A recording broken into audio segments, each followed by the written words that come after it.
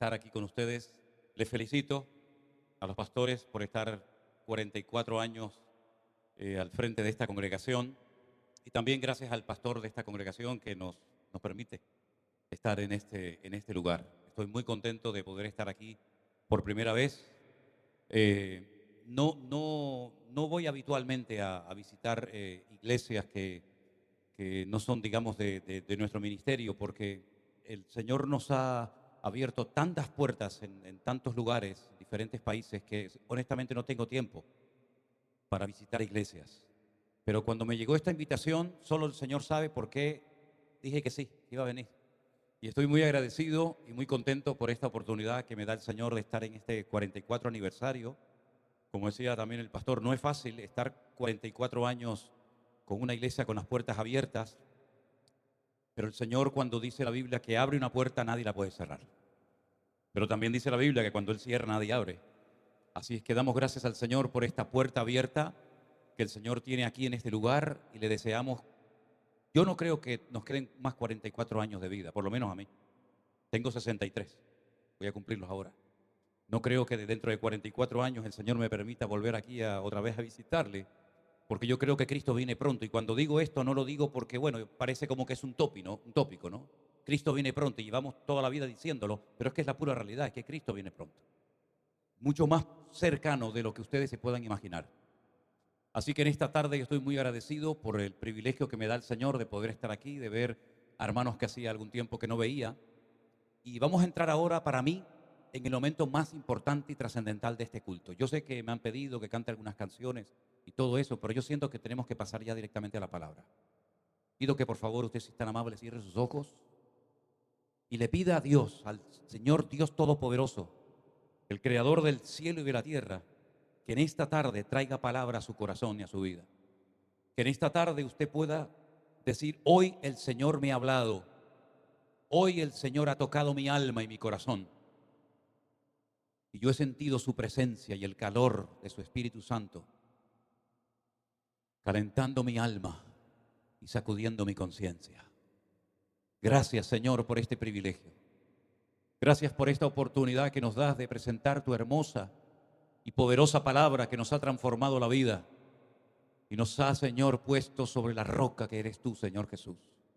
Señor, te pedimos que en esta tarde nuestros corazones estén abiertos y nuestros oídos atentos para que oiga la iglesia lo que el Espíritu tiene que comunicarle y podamos interiorizar estas verdades bíblicas eternas, y nuestra vida sea una vida bendecida y fructífera. Y queremos, Señor, estar atentos a tu voz en este día, Padre. En el nombre de tu amado Hijo Jesús lo pedimos todo. La iglesia dice amén y amén. Gloria a Dios. Estaba el Señor un día en el desierto. Las multitudes habían estado todo el día con Él, escuchando sus mensajes, viendo sus proezas y maravillas. Y la palabra del Señor nos dice que sus discípulos comenzaron a ponerse un tanto nerviosos, porque comenzaba a declinar el día. Y ellos sabían que la gente había estado todo el día atenta y tenían hambre. Y cuando una multitud de gente tiene hambre es peligrosa. Y por eso se le acercaron al maestro y le dijeron: Maestro, el lugar en el que estamos es desierto. No hay posibilidad de comprar comida para esta multitud. Por favor, Señor, despide la multitud. Y el Señor les da una palabra tremenda que les sacudió a todos desde lo más profundo de su ser. Cuando el Señor les lanza un desafío y les dice: dadles vosotros de comer. ¿Por qué le vamos a decir a la gente que se vaya ahora? Dadles vosotros de comer. Aún se pusieron más nerviosos porque se dieron cuenta de que no había comida para tanta multitud.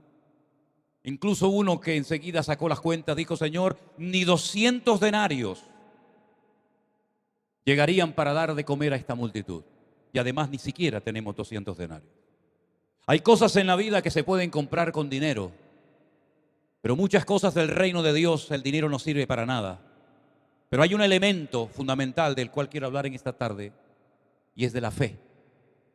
Fe que mueve montañas, fe genuina, fe probada, fe que es capaz de ver lo que los ojos humanos y carnales no pueden ver, pero que nos permiten adentrarnos en el reino de Dios, en el reino de lo imposible, y ver cómo la gloria del Señor se manifiesta en los momentos más duros y difíciles de nuestra existencia. La Biblia nos enseña que las multitudes comieron y se saciaron y aún sobraron cestas de pedazos llenas. Y mientras el Señor despedía a la multitud, le dice a sus discípulos: pasad al otro lado del lago de Genesaret. Mientras yo despido a las multitudes, ustedes espérenme al otro lado del lago. Y dice la Biblia que el Señor subió a la montaña después de haber despedido a la multitud. Mateo capítulo 14. Y dice la Biblia que subió a orar y se quedó solo. Pero en esa noche cerrada y oscura, Él observó que sus discípulos estaban pasándolo muy mal en medio del lago de Genesaret, porque el viento les era contrario. Y dice la palabra del Señor que la barca estaba azotada por las olas, porque el viento les era contrario. Mas a la cuarta vigilia de la noche, el Señor Jesús vino a ellos caminando sobre el mar. Cuando más cerrada era la noche, cuando menos posibilidad había de poder llegar a la otra orilla del lago, es cuando se les presenta el Señor. Tenemos que aprender, tenemos que recordarnos constantemente cada día que no hay imposibles para Dios, que a Él no lo limita nada ni nadie. Y no importa lo cerrada que sea la noche, no importa lo difícil que sea la situación, el Señor se puede presentar en tu vida en cualquier momento y transformar tu lamento en baile, y levantarte y transformar tu vida para que aprendas a caminar de gloria en gloria, de victoria en victoria y de bendición en bendición en el nombre del Señor. Ellos no daban crédito a lo que estaba sucediendo porque nunca habían visto al Maestro caminar encima de las aguas. Lo habían visto resucitar muertos, lo habían visto limpiar vidas de leprosos inmundos, lo habían visto levantar paralíticos, lo habían visto hacer maravillas, pero nunca habían visto esa escena de verlo caminar por encima de las aguas. Humanamente hablando, ya sabemos que un hombre no puede caminar por encima de cualquier líquido, sea agua o sea cualquier otro elemento. Pero ellos automáticamente se dieron cuenta de que el Maestro dominaba la creación y no la creación dominando al Maestro. Ellos se dieron cuenta de que para el Señor le es igual caminar por una roca, por una piedra o por encima del agua. Pero algunos se asustaron, dice la Biblia, tuvieron miedo y entonces se turbaron y dijeron: estamos viendo un fantasma, esto no es normal, esto nos está rompiendo todos los esquemas, la lógica no funciona. Pero entonces cuando ellos están haciendo cábalas y pensando qué está pasando, ¿será el Maestro? ¿No será el Maestro? ¿Qué está ocurriendo? El Señor les dice: tened ánimo, yo soy, no temáis. ¿Cuántos dicen amén? Tened ánimo, no pierdan el ánimo en la tormenta, no pierdan la confianza en la tormenta. Tened ánimo, no le deis lugar al miedo, porque el miedo paraliza, el miedo transforma, el miedo impide que una persona vea la gloria de Dios en su vida. Dice la Biblia que la primera sensación que Adán sintió cuando desobedece al Señor es miedo. Oí tu voz y tuve miedo y me escondí entre los árboles del huerto. Y ahora el Señor sabe que el miedo se ha apoderado de los corazones de sus discípulos y les dice: tened ánimo, yo soy, no temáis. Entonces Pedro se atreve a decir algo que nunca nadie se había atrevido a pedirle al Señor, a nuestro Creador. Ni Abraham, ni Moisés, ningún patriarca, ningún profeta, ningún juez del Antiguo Testamento jamás se atrevió a pedirle a Dios: Señor, enséñame a caminar por encima de las aguas. Pero Pedro sí, le pidió esa noche al Señor: si eres tú, manda que yo vaya a ti sobre las aguas. ¿Saben que la forma como oramos demuestra nuestro nivel de madurez? Cada día me convenzo más de lo que estoy diciendo.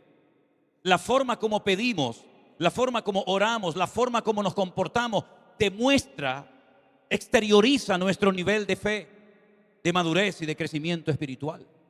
Y ese hombre, ante esa visión, ante esa noche oscura y cerrada, ante esos vientos amenazadores, se atrevió a pedirle al Señor algo sobrenatural. Hermanos, no tengamos temor de pedirle cosas grandes al Señor. No seamos mezquinos y pobres en nuestra oración. Tenemos el Dios todopoderoso, el que creó el cielo y la tierra. No tenga miedo de clamar a su Dios, porque Él dice: clama a mí y yo te responderé y te enseñaré cosas grandes y ocultas que tú no conoces. Y la promesa del Señor es que Él tiene preparadas para las personas que le aman en esta época. Cosas que nadie ha visto, cosas que nadie ha experimentado. Dios las tiene preparadas para hombres y mujeres que le aman y se atreven a creerle a Él. Si tú eres, manda que yo vaya y camine sobre las aguas. Y el Señor le dijo, ven, ven. Y dice que salió de la barca y comenzó a andar con Jesús. Qué interesante, cuando hagas algo, hazlo con Jesús. No lo hagas solo porque te puedes hundir. Pero si está Jesús en esa tempestad, no tienes que tener ningún temor. Porque aunque sea que vengas a mi vida con vara o con cayado, esa vara y ese cayado me infunden aliento. Y si tú permites que camine por las aguas, yo sé que tú estás a mi lado. Y si tú permites que yo vaya a una cárcel, tú estarás a mi lado. Y si tú permites que vaya a un hospital, tú estarás siempre a mi lado. Porque la promesa de nuestro Dios es, yo estaré contigo todos los días hasta el fin del mundo. Comenzó a caminar, dice la Biblia, pero al ver el fuerte viento tuvo miedo. Otra vez el miedo se apoderó de él. Comenzó a hundirse, pero dio voces diciendo, Señor, sálvame. Si alguien se está hundiendo en esta noche, en esta reunión, espiritualmente hablando, clama al Señor con todo tu corazón y el Señor te sacará de tu desesperación y cambiará tu lamento en baile. No hay nada peor que estar hundiéndose en la vida y no clamar al Dios vivo y verdadero. He visto gente en una desesperación tremenda por la enfermedad que están atravesando y cuando le dice, clamemos juntos al Señor, pidámosle al Señor un milagro en tu vida, y dice, no, en otra ocasión. Y cuando llegas a visitarlo en otro momento, resulta que ya ha fallecido y ya es demasiado tarde. Mientras tengas vida, clama al Señor y el Señor responderá a tu clamor de fe y te sorprenderá gratamente. La Biblia dice que él clamó y el Señor, extendiendo su mano, asió de él y le dijo, hombre de poca fe, ¿por qué dudaste? Cuando ellos subieron en la barca, el viento se calmó. Entonces los que estaban en la barca vinieron y le adoraron diciendo, verdaderamente este es el Hijo de Dios. ¿Cuántos dicen amén? Me llama la atención que después de haber caminado, no sabemos cuánto tiempo ni cuántos pasos dio, el Señor, cuando ve que Pedro se hunde y vuelve otra vez a caminar por las aguas para dirigirse a la barca, le dice algo que le tuvo que impactar tremendamente. Y le dijo, ¿por qué dudaste, hombre de poca fe? ¿Se puede considerar a un hombre de poca fe después de haber caminado y dar unos pasitos por encima del agua? Algunos tienen la mala costumbre de pensar que el Señor llevó en brazos a Pedro a la barca, pero no fue así. Pedro volvió a levantarse y volvió a caminar por encima de las aguas y el Señor le amonesta, le exhorta diciéndole, hombre de poca fe, ¿por qué dudaste? Mi pregunta para todos ustedes en esta noche es, ¿cómo está tu nivel de fe, mi querido hermano? ¿Sabes que los coches tienen, pastor, me enteré que es mecánico, ¿qué voy yo a hablar aquí de mecánica? Pero por lo menos lo que voy a decir creo que no voy a meter la pata. Todos los coches tienen ¿cómo lo llaman? Una varillita, ¿no? ¿Cómo lo llaman? Una varilla, ¿no? ¿Perdón? Un medidor, eso es. Usted lo saca, hay que limpiarlo primero, lo vuelve a meter, lo saca, y allí hay una rayita que le marca el mínimo y el máximo. Y usted puede comprobar inmediatamente si a su coche le hace falta aceite o no. Porque si no le pone el aceite que necesita, va a fundir el motor y lo va a dejar tirado. Oye, ¿cómo me gustaría que se inventara algún día una varillita en la iglesia? Que al entrar la gente por la iglesia le dijéramos, hermana, abra la boca, saque la lengua, déjeme poner la varillita y decir, uy, hermana, usted está fatal. Usted está bajo mínimo, hermano. Vaya y échese un poco de aceite. Sería tremendo, ¿verdad? Que hubiera un medidor para saber cuánto nivel de fe tenemos. Pero ¿saben que el Señor sabe la calidad de nuestra fe y el nivel de nuestra fe? Le dijo a Pedro, hombre de poca fe. Tiene fe, pero es poca. Si usted quiere emprender un largo viaje, tiene que comprobar si la gasolina que lleva en su depósito es suficiente para poder llegar al destino. Porque puede ser que salga, pero no llegue y se quede por el camino. Depende de a dónde quiera usted llegar ministerialmente, Depende de a dónde quiere usted llegar como creyente. Tendrá que probarse a sí mismo y preguntarse a la vez: ¿cuánta capacidad tengo yo para poder abarcar ese desafío que Dios pone delante de mí? Hombre de poca fe tienes, pero no es la suficiente para poder ser un fiel discípulo mío. Pero fíjense qué interesante que en el mismo Evangelio de Mateo, en el capítulo 15 también, a partir del verso 21, se nos relata una historia ahora de una mujer. Y fíjense lo que dice la Escritura: saliendo Jesús de allí, se fue a la región de Tiro y de Sidón, eso es bien al norte de Israel. Y allí había una mujer cananea que había salido de aquella región y clamaba diciendo: Señor, Hijo de David, ten misericordia de mí. Mi hija está gravemente atormentada por un demonio. Ella era cananea, no era judía. No sabemos quién le había hablado del poder sobrenatural del maestro. Pero ella sabía perfectamente que sus ídolos, sus dioses, no eran capaces de liberar a su hija de las garras del demonio. Y la gente piensa que clamando a sus dioses de madera, de piedra, de oro, de plata, van a recibir respuesta, y no van a recibir ninguna. Porque la Biblia dice que los ídolos de las naciones tienen ojos pero no ven, tienen boca y no hablan, tienen oídos y no oyen, tienen pies y no caminan.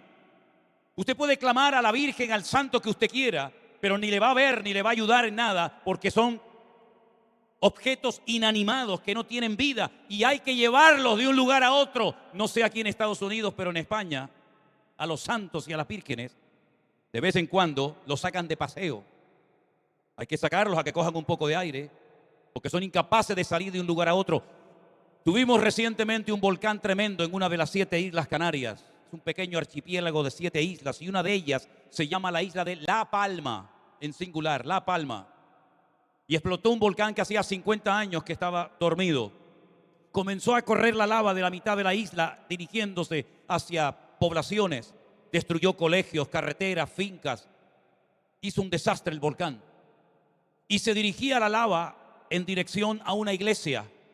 Y fue tremendo las imágenes que vimos en televisión en aquellos días, cuando la gente del pueblo salía corriendo a las iglesias, cogían los santos, las vírgenes, y los sacaban porque si no el volcán los iba a destruir. Y yo decía para mí: oye, ahora estos santos tienen una oportunidad maravillosa para demostrar lo poderosos que son.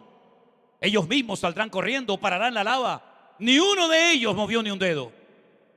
Tenían que cargarlos en brazos y sacarlos para que el fuego no los destruyera. Y nadie fue consciente, nadie se dio cuenta, nadie se percató de que son ídolos mudos, muertos, que no tienen poder ni para hacerle ningún daño, ni tampoco ningún beneficio. Porque dice la Biblia: al Señor tu Dios adorarás y a Él solo servirás. Y no tendrás dioses ajenos delante de mí, dice el Señor. La idolatría es abominación delante de Dios. Todos los pueblos de Latinoamérica, desde casi Estados Unidos hasta el sur de Argentina, todos adoptaron una religión que los españoles trajeron. Y ustedes fueron católicos durante muchos años, no porque eligieron ser católicos, sino porque vinieron unos señores de España y obligaban a la gente a besar un crucifijo, y si no te cortaban la cabeza. Y una religión que no funcionaba en España ni en Europa, la trajeron aquí y aquí se quedó. Y la gente comenzó a convertirse a esa religión muerta. Comenzaron a adorar dioses muertos. Y así va el mundo, hermanos. Pero cuando nuestros ojos fueron abiertos por el poder de la palabra de Dios y el Señor nos sanó, el Señor sacó los demonios que llevábamos dentro, nos dimos cuenta de que Él tiene ojos y ve, tiene boca y habla, tiene oídos y oye, y tiene todo el poder en el cielo, en la tierra y aún debajo de la tierra. Yo desafío a cualquiera que oye o ve este mensaje que me traiga un santo, una virgen, que hable, que vea, que camine, que respire, que cuando me voy hacia un lado mueva los ojos y me siga, o que cuando yo le pregunto algo me responda. Ni uno, todos son muertos. Esta mujer cananea sabía que sus ídolos, sus dioses, no iban a poder liberar a su hija atormentada por demonios. Y entonces comienza a decir: Señor, Hijo de David, ten misericordia de mí. Y el Señor no le hacía ni caso, porque no era judía. Y el Señor en ese momento no vino a ministrar a pueblos no judíos. Y es cuando le dice el Señor: yo solamente he venido de momento para alcanzar a las ovejas perdidas de la casa de Israel. Y esta mujer le dijo: Señor, socórreme. Por favor, ten misericordia de mi vida. Y el Señor le dijo: no está bien tomar el pan de los hijos y echársela a los perrillos. Y ella dijo: es verdad, Señor.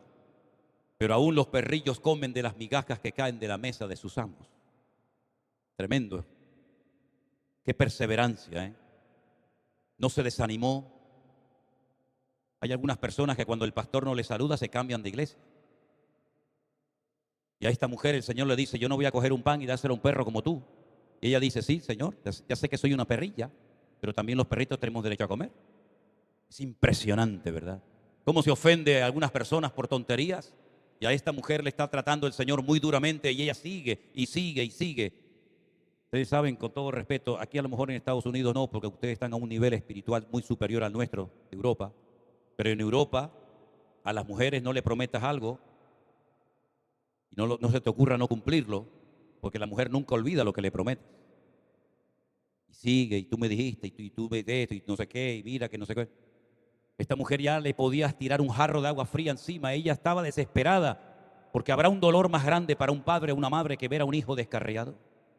Habrá un dolor más grande en la vida que ver a un hijo enfermo y ver la impotencia de no poder hacer nada por él. Así nos sentimos nosotros hace un tiempo atrás, cuando nos dieron un diagnóstico terrible y nos decían que había un 98% de metástasis en el cerebro de mi hija Miriam. Ni estaba preparado como padre ni como pastor para aceptar dicho mensaje. El Señor se glorificó, gracias al Señor no fue eso. También los médicos se equivocan. Pero saben, mis queridos hermanos, esta mujer decía: ¿qué hago? ¿Qué hago? No puedo hacer nada para ayudar a mi hija. Y si hay una madre o un padre desesperado aquí porque no sabes qué hacer con tu hijo para que vuelva al Señor, para que deje las drogas, para que sea libre y para que, como tú, estés honrando y adorando al Señor, clama al Señor en medio de tu dolor. Clama al Señor en medio de tu angustia y el Señor se glorificará en tu vida cuando lo crea conveniente. La Biblia dice que el Señor se detuvo y le dijo: oh mujer, grande es tu fe, hágase contigo como quieres. Recién hemos hablado de un hombre que el Señor le dijo: hombre de poca fe. Y ahora le dice el Señor a esta: oh mujer, grande es tu fe. ¿Os dais cuenta cómo en la Biblia hay niveles de fe? Tiene fe, querido, pero es poca. Y esta mujer tiene una fe tan grande que ha recibido la respuesta a su oración.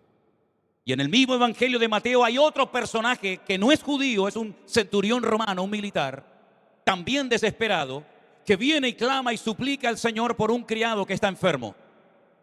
El Señor le dice: vamos a sanarlo, vamos a ir a tu casa a curarlo. Y él dijo: no hace falta, Señor, que te desplaces. Yo soy un hombre bajo autoridad, le dice el centurión romano al maestro, y le dice: cuando yo a un soldado le digo ven para acá, inmediatamente él cumple la orden. O cuando le digo a otro coge esto y se lo llevas allá a otra persona, él inmediatamente obedece. Yo sé lo que es moverme en el terreno de la autoridad, pero también reconozco que no tengo autoridad sobre enfermedades, sobre espíritus malignos. Pero tú sí tienes esa autoridad, maestro. Y por eso yo recurro a ti. Porque así como cuando yo doy una orden y al momento la cumplen, yo lo único que te pido es que tú digas la palabra y mi criado sanará en esta misma hora. Y entonces el Señor dice que asombrado le dice a sus discípulos: en todo Israel no he encontrado a nadie con tanta fe como este centurión romano. Es increíble ver cómo la fe es un factor fundamental en la vida de cualquier creyente, de cualquier persona. Hay una fe natural que todo el mundo tiene. Hemos venido horas en avión para poder estar aquí con ustedes en estos días. Y cuando nos hemos montado al avión no le hemos dicho a la azafata: por favor, ¿me permite hablar un momentito con el comandante? ¿Me podría enseñar su título de navegación de piloto? ¿Cuántas horas tiene usted de experiencia en pilotaje? ¿Es usted cristiano? ¿Pentecostal? ¿Metodista? ¿Anglicano? ¿Católico? No hemos preguntado nada, mi hermano. No le dijimos: una preguntita, ¿ya cargaron bien los depósitos de gasolina del avión? ¿Llegará de Europa hasta aquí 7,000 kilómetros? Cuando nos subimos a un ascensor, nos subimos con una fe natural de que no se va a caer. Yo he navegado horas y días en barco y cuando me monto en el barco no estoy pensando se va a hundir el barco, se va a hundir el barco, sino que me monto y digo: bueno, ya llegaremos cuando Dios quiera. Hay una fe natural que todo ser humano tiene, pero esa fe natural no es suficiente para alcanzar el reino de los cielos y tocar y conmover el corazón de Dios. La fe es un don, es un regalo que Dios le da a la persona cuando esa persona se humilla delante del Señor. Porque la Biblia dice que el que se humilla será levantado. enaltecido y el que se enaltece será humillado. Y cuando una persona de la religión que sea o de ninguna se humilla delante de Dios y se acerca a Él con fe, la Biblia nos enseña que Dios le premia y Dios le honra, dándole un nivel de fe que luego usted tiene que cuidar para que esa fe crezca y se desarrolle adecuadamente. El mundo está bombardeándonos por todas partes para envenenar nuestra fe. En los colegios, en las universidades, en las redes sociales, en la televisión, en la prensa, en todas partes están tratando de contaminar la fe de los creyentes, de arrancar la fe de nuestros corazones. Pero si usted quiere hacerle un favor a su fe y quiere tener una fe fuerte, una fe madura, una fe bíblica, una fe verdadera, una fe que obtenga victorias y respuestas de parte del Señor, el mejor alimento es alimentarla con la palabra de Dios, porque la fe viene por oír y por oír la palabra de Dios. Y por eso, queridos hermanos, yo siempre digo a la gente: lean la palabra, escudriñen las escrituras, déjense de perder el tiempo en tonterías, en juguetes innecesarios, perdiendo tiempo, energía y la vida, y métanse en la palabra de Dios, porque cuando usted se mete en la palabra, usted conoce a Dios, y cuando conoce a Dios se enamora de Él y le transforma la vida. Y usted va a poder vivir tranquilo y en paz y seguro, porque dice la palabra que en paz me acostaré y asimismo dormiré, porque solo tu Señor me hace vivir confiado. ¿Cuántos dicen amén? Fuerte ese aplauso a nuestro Dios y a su nombre, y a su nombre. Gloria a ti, mi Dios. Aleluya. Hay muy pocos capítulos en la Biblia, digamos, que sean monográficos, es decir, que toquen en profundidad un solo tema. Hay capítulos que usted empieza a leerlo y se da cuenta que habla de una cosa, de otra. Pero hay pocos capítulos en la Biblia monográficos que tocan un solo tema. Por ejemplo, 1 Corintios capítulo 13 es un capítulo monográfico que nos habla del amor. El amor que todo lo puede, el amor que todo lo soporta, el amor que no se irrita, el amor que no guarda rencor, el amor que no se goza en la injusticia, que no busca lo suyo, efectivamente. Tenemos, por ejemplo, el capítulo 12 de la carta de Pablo a los Romanos, interesantísimo, por cierto. Da una pincelada acerca de 9 dones que no mencionan los corintios y habla de los deberes de los cristianos, de las obligaciones de cumplimiento. Pero hay un capítulo extraordinario que es el capítulo 11 de Hebreos, que es el capítulo de la fe. Y empieza dándonos una definición interesantísima. Dice: la fe es la certeza de lo que se espera, la convicción de lo que no se ve. La fe no necesita tocar, ni sentir, ni ver. Simplemente fiarse de Dios. Me da igual lo que diga el científico, el médico, el psicólogo, el psiquiatra. Yo sé en quién he creído. Y no necesito sentir, no necesito emocionarme, ni siquiera entender. Simplemente fiarme de mi Dios. Saber que si me tiro al vacío por orden divina, Él cuidará de mi vida. Saber que si Él me dice: sal de la barca, aunque nadie lo ha hecho nunca, yo sé que Él no permitirá que yo me hunda.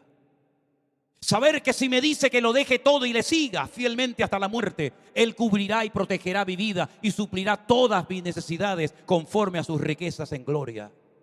Saber que si me pide que sacrifique a mi hijo sobre un altar, Él hará un milagro en el último momento para demostrarme que Él honra a los que le honran y Él bendice a los creyentes obedientes que se fían de las palabras y de los mandatos divinos. La fe es un elemento indispensable en la vida de una iglesia. La fe es un elemento indispensable en la vida de cualquier hombre y mujer que quiere agradar y honrar al Señor. Es interesante notar cómo se transmitía en aquellos tiempos bíblicos la fe a las personas. Porque hoy en día tenemos toda la escritura, los 66 libros de la Biblia, escritos por más de 40 personas diferentes. Y tenemos mucha información. Pero ¿cómo se transmitía la fe en un hogar hace 2000 años? Bueno, es interesante notar que la misma palabra fe en hebreo es emuná. Está entroncada con la palabra que significa madre en hebreo. Es decir, que cuando usted lee la palabra emuná en hebreo, usted está viendo la palabra mamá al principio, Las 2 primeras letras es mamá. Fíjese cómo trabajaba el matrimonio. El papá era el responsable de transmitirle el conocimiento bíblico a sus hijos. Los niños aprendían a leer y a escribir antes de ir a la escuela porque papá les enseñaba con la palabra de Dios en la mano los primeros textos, los primeros capítulos, las historias bíblicas de Josué, de Moisés, de Enoc, etcétera, etcétera. Y el padre era el responsable de enseñarle a orar y a conocer la palabra de Dios a sus hijos. Pero el matrimonio funcionaba, trabajaba en equipo y la mamá era la que le transmitía la fe a los hijos. Con su ejemplo, como mujer virtuosa, Proverbios 31, con su apoyo de cada día, etcétera, etcétera. De ahí que Pablo diga a Timoteo, querido hijo mío en la fe que tienes la tuvo primeramente tu abuela Loida y después se la traspasó a tu madre Eunice y estoy seguro que ella también te la traspasó a ti. Es interesante notar cómo siempre tenemos que tener un punto de referencia en la vida, por lo menos para arrancar los primeros pasos, inspirarnos y tener un punto de referencia, un botón de muestra para decir, me gustaría ser como esa mujer o como ese hombre. Espero que ya seamos conscientes que a estas alturas de nuestra vida hay mucha gente que nos está mirando. Y eso conlleva mucha responsabilidad.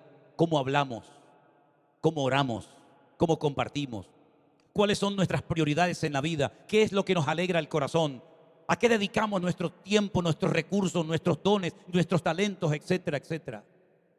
El capítulo 11 de Hebreos es extraordinario porque todos los hombres y mujeres que aparecen aquí, todos pasaron a la historia por actos de fe. A algunos la fe les sirvió para vencer a los enemigos. A otros la fe les sirvió para dejar tierra y parentela. A otros la fe les sirvió para parir a pesar de que eran ancianas, como por ejemplo el caso de Sara, la matriarca. A otros les sirvió para ofrecer buenos sacrificios delante de Dios, como el caso de Abel. A otros les sirvió para involucrar a toda la familia durante 120 años para construir un arca.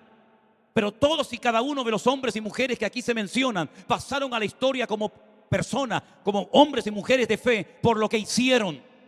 No por lo que sintieron, sino por lo que hicieron, porque la vida del creyente no consiste en palabras, en emociones, en sentimientos, en planes, en proyectos, pero que nunca materializas. La fe es la herramienta indispensable para poner en práctica los planes, los sueños que Dios pone en tu corazón. Procura que sean sueños y planes divinos y no tus planes personales. Procura que te muevas en la agenda de Dios y no en tu propia agenda. Y no te importe tanto lo que digan los demás de ti. Cuanto antes te quites ese yugo de encima, serás más libre y vivirás más tranquilo. Que digan lo que digan, lo importante no es agradar a la gente, lo importante es agradar a Dios. Es imposible agradar a todo el mundo, imposible totalmente. Les podría contar docenas de anécdotas de cosas que me han ocurrido en el ministerio. Recuerdo que un día fui invitado a predicar a una convención internacional en la ciudad de Málaga, en España. Y cuando voy a predicar con mi chaqueta y mi corbata, el pastor se me queda mirando y me dice, ¿no se le ocurrirá a usted predicar así hoy aquí? Yo, ¿cómo? Por favor, usted no puede predicar en esta iglesia con saco y corbata. Digo, bueno, yo me quito el saco, la corbata, el pantalón y lo que haga falta, no se preocupe. Me quité la corbata y hice así, se la regalé a uno, la chaqueta se la regalé a otro. Digo, ¿algo más me tengo que quitar, pastor? No, ahora está bien. Pero en cuantas iglesias en Argentina, cuando íbamos, me decían, no se le ocurrirá a usted predicar sin corbata. Entonces yo digo, ¿en qué quedamos? ¿Me la quito o me la pongo? En una iglesia le preguntaron una vez al pastor después de predicar, ¿qué le pareció el español? ¿Qué le pareció el mensaje? Dice, está bien, pero esa barbita, mejor que se la quitara. Me quité la barba un día para predicar en otra iglesia de estos hermanos y me dijeron, pastor, ¿y por qué se quitó la barba si le quedaba tan bonita? Digo, me van a volver loco, ¿eh? Me van a volver loco. Entonces lo mejor es hacer las cosas decentemente y con orden delante del Señor.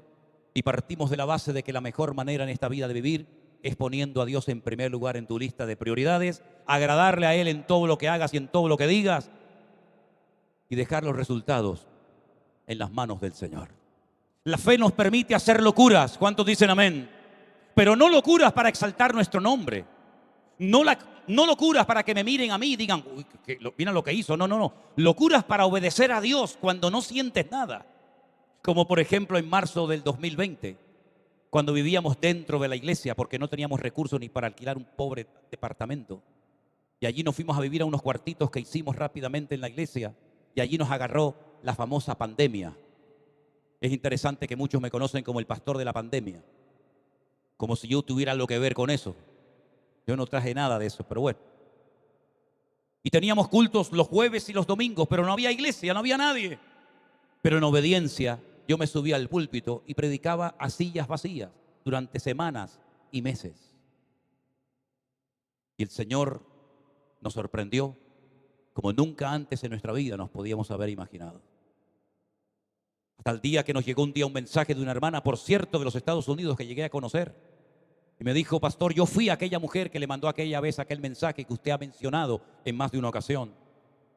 Yo dije que cuando estaba predicando a sillas vacías y no había absolutamente nadie, un día y otro y otro y otro y otro y otro, pasaron muchas veces por mi mente pensamiento de decir: ¿a quién le estoy predicando? ¿Quién está viendo este mensaje? ¿Qué estoy haciendo aquí? Pero esa mujer, esa hermana, me mandó un mensaje y me dijo: si en algún momento cuando usted predique o esté allí en la iglesia con la puerta cerrada, le pasa por su mente el pensamiento de que nadie está viendo y escuchando el mensaje, es cuando más gente estamos viendo y escuchando la palabra del Señor. Y eso fue un revulsivo en mi vida y me permitió hacer la locura de predicar como pastor después de más de 40 años a tiempo completo en el ministerio, a sillas vacías donde no había nadie, pero detrás de esas cámaras había miles y miles y miles de personas que hasta el día de hoy estamos tratando de conocer al mayor número posible de personas para la gloria del Señor. La fe te permite hacer locuras en obediencia a nuestro Dios. ¿O no era una locura salir de una barca en medio de una tempestad, mi hermano? Es un disparate. No es una locura renunciar a la herencia, dejar familia, casa, padre, hermanos, todo, sin saber a dónde voy porque Dios me ha dicho que lo haga. No es una locura estar 120 años, corta madera, pon madera por aquí, pon madera por allá, para construir un barco de 350 metros de largo, 13 metros de ancho, en medio del desierto donde no hay río, ni lago, ni pantanos, ni mar. ¿No es una locura? No es una locura subir a un monte con un hijo, que es lo que uno más ama en la vida, amarrarlo y ponerlo sobre un altar porque Dios me ha dicho que lo haga. ¿No eso es un disparate y una locura? No es una locura con más de 100 años cambiarme de nombre y decir a la gente: voy a ser padre de multitudes, cuando estoy casado con una mujer estéril que tiene más edad incluso que yo. No es una locura todo eso. Pero es que en Dios las locuras, hermanos queridos, es lo que identifica a una iglesia, a un ministerio y a un hombre de Dios. Estar dispuesto a hacer el ridículo, estar dispuesto a ir contracorriente, porque la fe vence al mundo en el nombre de Jesús. ¡Aleluya! ¡Gloria a Dios! Gloria a Dios por estos 44 años. Pero todavía quedan millones de personas por alcanzar para Cristo. Gloria a Dios por este salón. Pero aquí no cabe todo el mundo que es inconverso en esta nación. Todavía hay mucho camino por recorrer. No nos acomodemos. No digamos: bueno, ya llegué a una edad, ya tengo ya mi iglesia, mis nietos, mis cañas de pescar. Estamos en pañales todavía, hermanos queridos. No vamos a vivir más de lo que ya hemos vivido, pero que los últimos años de nuestra vida sean los más apasionados y los más locos para Cristo. Que seamos gente que contagie a los demás, no con derrota, ni con pesimismo, ni con no puedo, no tengo, sino digamos: todo lo podemos en Cristo que nos fortalece, porque el Señor está conmigo como poderoso gigante. ¡Gloria a Dios! Fuerte ese aplauso al Rey. ¡Aleluya! Bendito sea tu nombre, Señor. Ahora bien, la fe que tenemos va a ser probada, porque una verdadera fe tiene que pasar el fuego de la prueba. Y el Señor sabe lo que te hace llorar. El Señor sabe dónde más te duele. Y el Señor nos va a sacudir en todas y cada una de las áreas de nuestra vida. Pero las pruebas que el Señor va a mandar a tu vida han sido pensadas por el Señor específicamente para ti. No te va a mandar la prueba del otro. Es más, las pruebas son proporcionales a nuestro nivel de fe y de madurez. Si el Señor le hubiera mandado las pruebas que pasó a Abraham, a David lo mata. Pero el Señor no tiene que pedirnos permiso para probarnos, sino todo lo contrario. Siempre saldremos fortalecidos de las pruebas, siempre. Y una de las características de la estructura de que estamos siendo probados es que no entendemos nada. Y es ahí donde el Señor nos sorprende. Cuando no entendemos nada, pero sabemos que Dios está bajo control. Hermanos queridos, el Señor hoy nos desafía a todos y a cada uno de nosotros. Si no somos hombres y mujeres de fe, no vamos a poder aguantar la hora de prueba que está ya siendo suelta por todas las naciones de la tierra. Este país va a ser sacudido como ustedes no se pueden ni imaginar. Yo sé que ha sido el sueño y la meta de muchos venir a este país, pero tu sueño y tu meta tiene que ser Cristo. Y tus ojos tienen que estar puestos no en el tío Sam, ni en God We Trust de los billetitos verdes de América, sino tus ojos tienen que estar puestos en el autor y consumador de la fe. Y Él te proveerá, Él te ayudará, Él te fortalecerá para que puedas caminar en victoria todos los días de tu vida. Es más, cuando ya no tenemos recursos es cuando el Señor se glorifica. ¿Cuándo hizo el Señor los milagros más grandes? Cuando más imposible y difícil era que se produjera un cambio. Cuando ya el pueblo de Israel estaba a punto de ser extinguido en Egipto, de asimilarse con la costumbre y la cultura de los egipcios, es cuando el Señor intervino y los sacó milagrosamente de la esclavitud. ¿Cuándo vino el Señor a sorprender a la multitud hambrienta en el desierto? Cuando ya no daban más, cuando ya no había recursos, cuando ya no podían obtener ninguna ayuda por parte de nadie. Ahí intervino el Señor. ¿Y qué fue lo que hizo? Bendijo lo poquito, pero con la bendición de Dios lo poco llega, sobra y alcanza. Estamos viviendo tiempos muy difíciles, muy peligrosos. El mundo se ha convertido en un gigantesco manicomio y la mentira está como caballo desbocado en todas partes. Y nosotros tenemos las verdades eternas dentro de nosotros. Conocemos el propósito de Dios para el mundo. Sabemos y entendemos muchas de las cosas que están ocurriendo. No estamos ciegos ni en la ignorancia, porque el Espíritu de Dios, dice la Biblia, que se revela en el corazón de las personas que quieren entender y moverse en el mover de Dios. Pero mis queridos hermanos, cuiden su relación con el Señor como nunca antes, porque es lo más hermoso y lo más precioso que tenemos. Podemos tener templos de lujo, equipos de sonido, instrumentos, todo lo que quieran, pero sin fe es imposible agradar a Dios. Y quiero terminar diciendo algo en esta noche. La Biblia nos enseña que cuando el Señor confrontó a una de las iglesias mencionadas en el último libro de la Biblia, el libro del Apocalipsis, esa iglesia decía de sí misma: nos hemos enriquecido, de ninguna cosa tenemos necesidad. Qué ignorancia hablar así. Cuando esta mañana me enseñaba el pastor su congregación y me decía: mira, esto empezó de una forma muy humilde, en una casita muy sencilla de los veteranos de guerra. Después pudimos ampliar este terreno y pudimos hacer esto y pudimos hacer lo otro con la ayuda y con la gracia de Dios siempre, ¿verdad? Pero la iglesia de la Odisea estaba tan orgullosa de sí misma que creían que ya no necesitaban de nada, ni siquiera de la fe de la cual estamos hablando en esta noche. Y el Señor, cuando le habla, le dice: ciegos, pobres, desnudos, miserables, desventurados. En otras palabras, el concepto de la iglesia no coincidía con el concepto que el Señor tenía de dicha congregación. Hasta el punto, dice la Biblia, que le habían dado más importancia a tener que hacer. Le habían dado más importancia al patrimonio que a la búsqueda sincera de gloria y de presencia de Dios en los cultos. La Biblia dice que el Señor le dice a esa congregación: he aquí, estoy a la puerta y llamo. Estoy en la puerta, no estoy dentro del culto.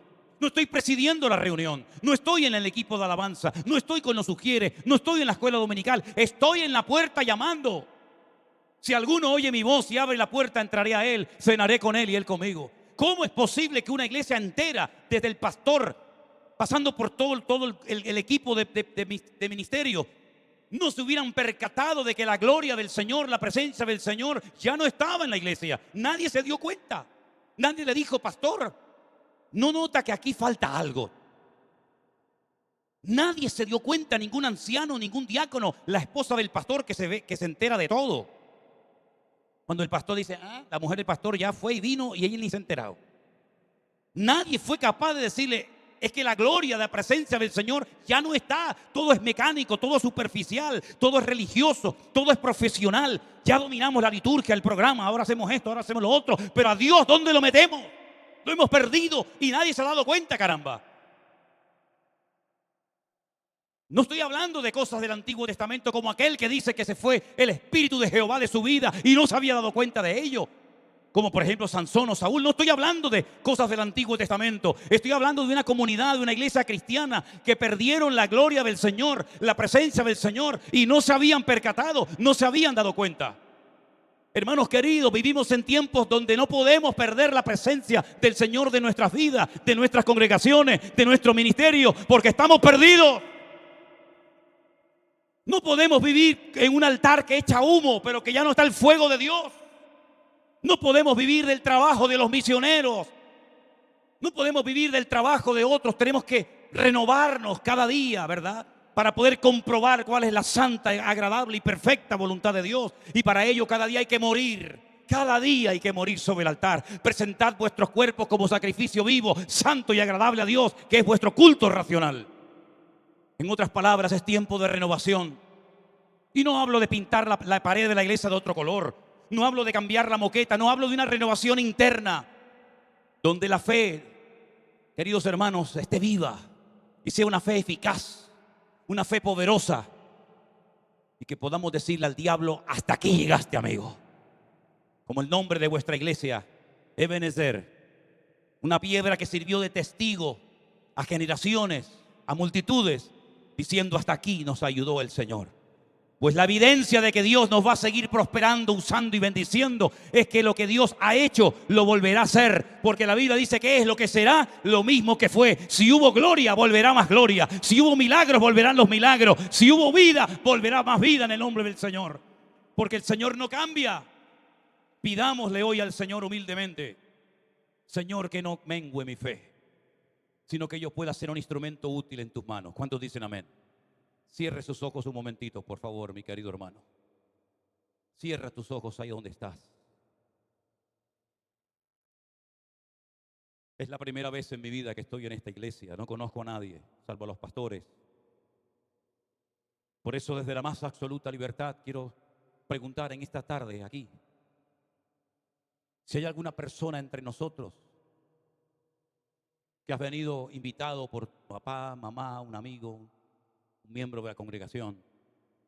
Tal vez tienes una religión que tú no escogiste, sino que te escogió ella a ti. Una religión que no te va a salvar, querido, porque ninguna religión puede cambiar tu ser, solamente la sangre de Jesús lo puede hacer. Si tú lo que has tenido toda tu vida es una religión, pero tú no has tenido nunca una relación, un encuentro personal con el Señor, hoy es tu día. Bendito sea Dios. Hoy es tu oportunidad. Entrégale su vida al Señor Jesús. Tal vez pueda haber alguien entre nosotros que se apartó, que se enfrió en su comunión con el Señor. Te has enredado en el mundo, pero hoy quieres volver como el hijo pródigo a la presencia del Señor. Hoy es tu día, mi hermano y amigo. Sea como sea, hoy el Señor está llamando a tu corazón. Quiere ayudarte, quiere hacerte libre, para que no dependas de nada ni de nadie, sino puedas vivir en victoria todos los días de tu vida. Si hay alguien entre nosotros que le quiere entregar su vida a Cristo y te gustaría que oráramos por ti, te gustaría que me lo indicaras, pues, por ejemplo, levantándome tu mano. Y con esa mano levantada yo entenderé que tú le quieres entregar hoy tu vida al Señor Jesús. No te estoy haciendo una invitación a una iglesia, a una congregación, te estoy haciendo una invitación para que vengas a Jesús y le entregues tu corazón a Él. ¿Hay alguien que quiera levantar su mano en esta tarde entregándole su vida al Señor Jesús? Levante su mano ahora y estaremos orando por usted.